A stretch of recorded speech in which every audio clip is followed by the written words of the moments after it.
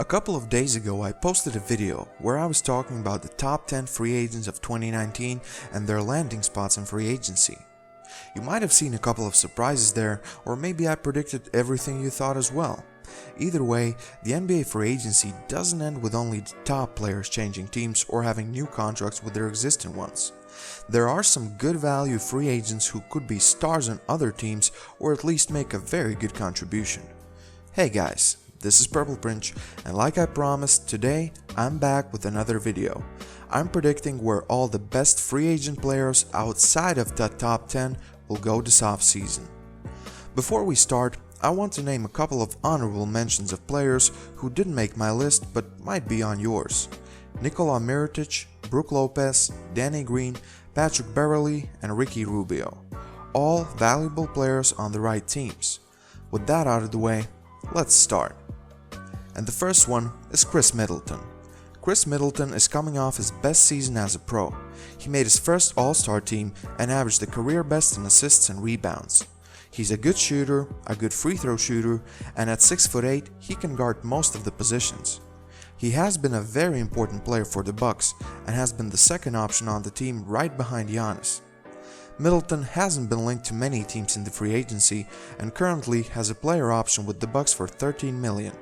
That option most likely will be declined, and considering that Middleton himself has said that he has unfinished business with the Bucks, I fully expect him to stay in Milwaukee for years to come. Next we have DeMarcus Cousins. In all reality, he would have been in the first video as a top 10 free agent of this summer, if not for the injuries he's had in the last couple of years. He actually should have been one of the top free agents last summer, but because of the Achilles injury, nobody wanted him, and he signed with the Warriors.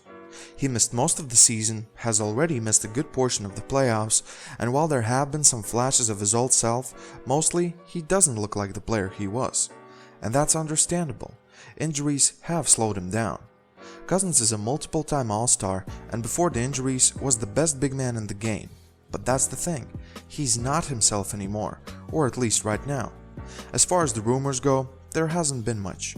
There always could be that desperate team out there who signs him to a ridiculous contract based on his past, and the fact that the Knicks won't get Anthony Davis, I would expect him to sign a deal with the New York Knicks.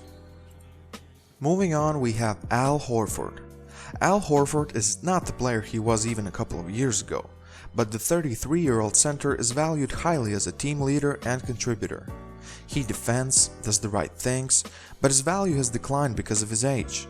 Currently, he holds a $30 million option for next season to stay with the Celtics. That sounds like the best plan. He probably will decline his option and restructure his contract. The rumor says that he would opt out to get more years on his contract, and Boston has also said that they would like to keep him, so I think there is no big surprise here and Al Horford gets a longer contract to stay with the Boston Celtics. We have another Buck on the list. Malcolm Brogdon is a restricted free agent with the Bucks. Brogdon missed a good portion of the playoffs because of the injury, but when he was healthy, he was good. He posted a 50-40-90 stat line and averaged a career high in points and rebounds. The former Rookie of the Year has proved himself a quality starter but not really a star. Nevertheless, 3-and-D players are valued highly in the league, and I expect some team to offer him a contract that Bucks would not match. There are other priorities for the Bucks, and considering that the Philadelphia 76ers will lose Jimmy Butler in free agency, why not replace him with a cheaper option in Malcolm Brogdon? He's younger, defends, shoots better, sure maybe doesn't have the clutch gene yet, but Philadelphia could really use him to retain a great defense on their backcourt. Moving further, we have Julius Randle. Like most free agents on this list, Randle is coming off his best season as a pro. After the year he had, Randle is certain to decline his $9 million player option. Staying in New Orleans is a good option. Either this or next year they will move on from Anthony Davis and they could use a quality big man like Randle. Another option would be to sign with the Phoenix Suns. They have DeAndre Ayton at center and could use Julius Randle alongside him. At 6'9", he is more of a power forward anyway, and Phoenix Suns could offer him more dough than Pelicans would like. Devin Booker, a competent point guard, DeAndre Ayton and Julius Randle, sounds good to me, and I think that will happen. Next we have another big guy in Marc Gasol. Gasol is currently playing in the NBA Finals and doing well for himself. He holds a $25.6 million player option for next year, and he has fit quite well with the Raptors. Exercising his player option would guarantee him the last big money year of his career, but signing a new multi-year contract with the Raptors would probably be a better option. I don't see any team spending big bucks on him. He's still a good defender and a quality contributor, but not that coveted free agent he was years ago. Marc Gasol seems to enjoy his time in Toronto, and I see him staying there for the rest of his career. Prediction is that he resigns with the Raptors on a more team-friendly deal. From big man to sharpshooters. The next one on our list is Bojan Bogdanovich. Bogdanovich enjoyed an excellent season with the Indiana Pacers, and he did a very good job replacing the offense that was missing after Oladipo's injury. Players having excellent seasons right before hitting free agency usually means that they're moving on to a new team.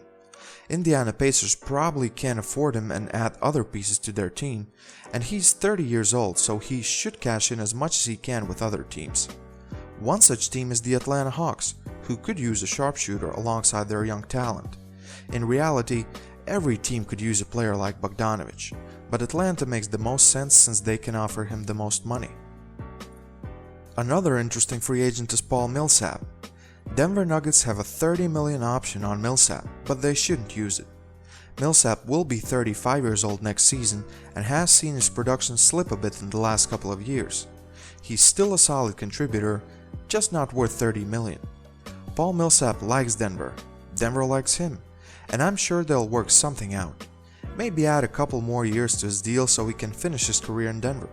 His big money days are over, and he's not the free agent teams are lining up to sign. Staying in Denver makes perfect sense for him and the Nuggets.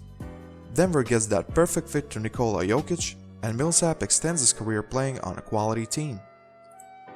Continuing the veteran theme here, we go to JJ Redick. JJ Redick just finished his second season with the Philadelphia Sixers. He averaged a career-high 18.1 points and continued to polish his reputation as a sharpshooter. Philadelphia would obviously like to keep him, but at what price? He will be asking for some considering the season he had, but the Sixers have so many people to pay and they want to make their team better. All that doesn't look great for Redick re-signing with the Sixers.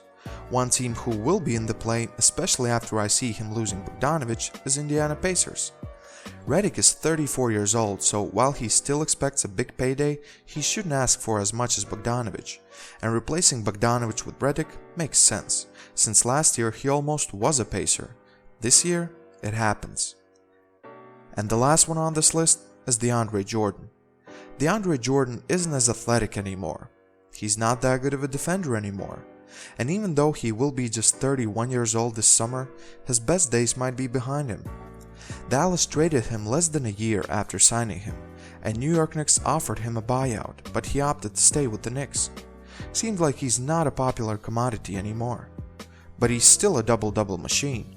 He's actually learned how to hit his free throws now. It's not all bad. You can rule out a crazy money contract and you can rule out a return to Dallas or New York. But there's one return that makes sense, the Los Angeles Clippers. He liked it there, and I'm sure he misses it.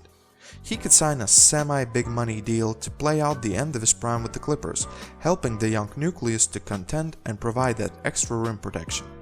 That type of union would be good for him and the Clippers. Thank you very much for watching, guys.